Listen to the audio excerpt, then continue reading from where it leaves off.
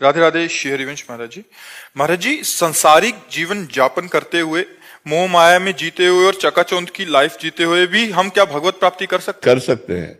नाम जप कीजिए और सब में भगवान की भावना कीजिए, इन दो बातों से भगवत प्राप्ति हो जाएगी। जिससे भी व्यवहार करें उनमें भगवान है, पावर है। परमात्मा मतलब पावर। जैसे हाइलोजन चमक रहा है, लाइट दे रहा है, पंखा हवा दे रहा है, लेकिन दोनों में बिजली एक है। कूलर, फ्रिज, एसी ठंडा कर रहा है, लेकिन हीटर गर्म कर रहा है, पर बिजली दोनों में एक है।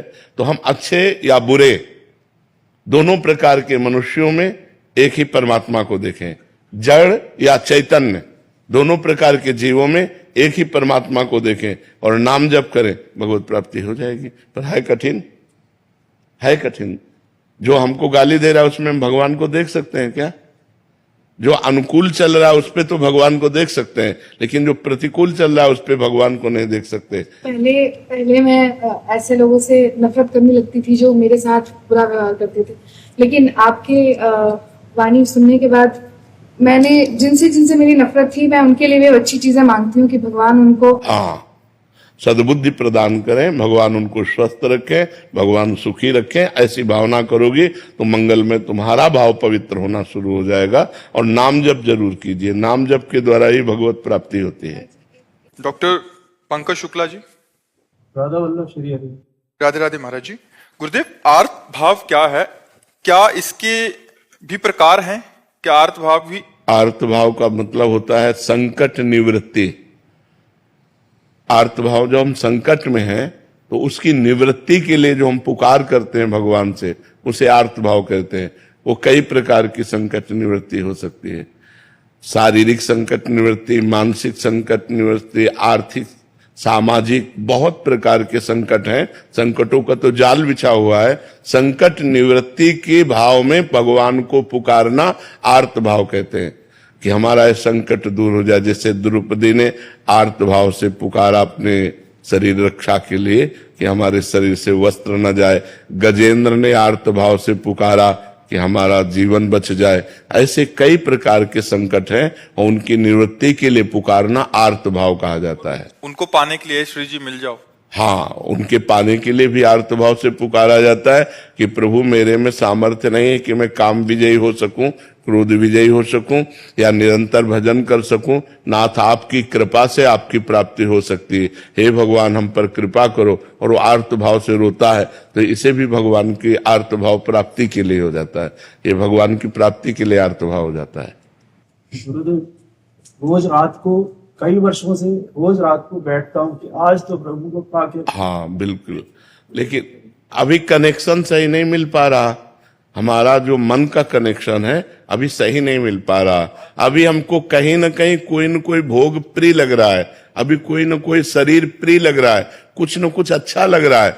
जब कुछ अच्छा नहीं लगेगा, कोई चाह नहीं रहेगी और सीधा कनेक्शन होगा तो हमारी पुकार पहुंच जाएगी। देखो, भगवान वहीं थे, भगवान को कहीं आना जाना नहीं। जब सभा में द्रौपदी जी को लाया जा रहा था तो उनके मन में 5 पतियों का बल, सभासद धर्मात्माओं का बल, फिर अपने हाथ का बल, फिर दांत का बल। जब देखा कि कोई आश्रय काम नहीं करेगा, तब भगवान को पुकारा। तुरंत भगवान वस्त्र रूप में प्रकट हो गए। लेकिन जब तक अन्य आश्रय लिया था तो भगवान वहीं थे, अंतर्यामी रूप से तो वहीं विराजमान थे, लेकिन कोई सहयोग नहीं किया।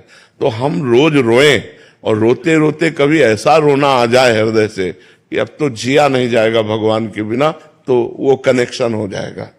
रो बिन रोए किन पाइया, प्रेम प्यारा मीत। कबीरा हंसना छोड़ दे, रोने से कर प्रीत। रोते रहो, किसी दिन सच्चा रोना आ जाएगा और ऐसी व्याकुलता आ जाएगी कि भगवान अनुभव करा देंगे। देखो, सर्वांतर्यामी भगवान तुम्हारे हृदय में भी बैठे हैं। ऐसा नहीं है कि वो तुम्हारी सुन नहीं रहे, वो सुन रहे, लेकिन अभी कोई और चाह है, अभी कोई और है अपना। जब मेरे तो गिरधर गोपाल दूसरों न कोई, ये हृदय में बात आ जाएगी और व्याकुलता पूर्ण हम भगवान को पुकारेंगे तो निश्चित वो दर्शन देंगे। जैसे अपने काशी के घाटों में भूख प्यास कष्ट सहते हुए रोज आज महादेव मिलेंगे, आज महादेव मिलेंगे, रोज आशा रहती और एक दिन ये आशा पूरी हुई। तो ऐसा नहीं कि भगवान हमारी आर्त भावना को नहीं सुन रहे, लेकिन जब तक कोई और है, वस्तु, व्यक्ति, स्थान, कुछ भी और है, तब तक भगवान दर्शन नहीं देते। जब केवल भगवान रह जाते हैं तब भगवान हमारी बात सुनते हैं। थोड़ी देर डर लगता है कि प्राण ना निकले उसके पहले। नहीं, अगर प्राण भी निकल गए तो काम हो जाएगा, क्योंकि आप रोज भगवान से प्रार्थना कर रहे हैं और भगवान की शरण में और नाम जप कर रहे हैं, तो ये व्यर्थ नहीं जाएगा। ये तो अविनाशी भावना है, ये तो आप भगवान की बैंक में जमा हो रही है, तो आपका कल्याण करके ही छोड़ेगी। ये आपको फिसलने नहीं देगी, ये आपका निश्चित कल्याण कर देगी। आप निर्भय रहिए, निश्चिंत रहिए।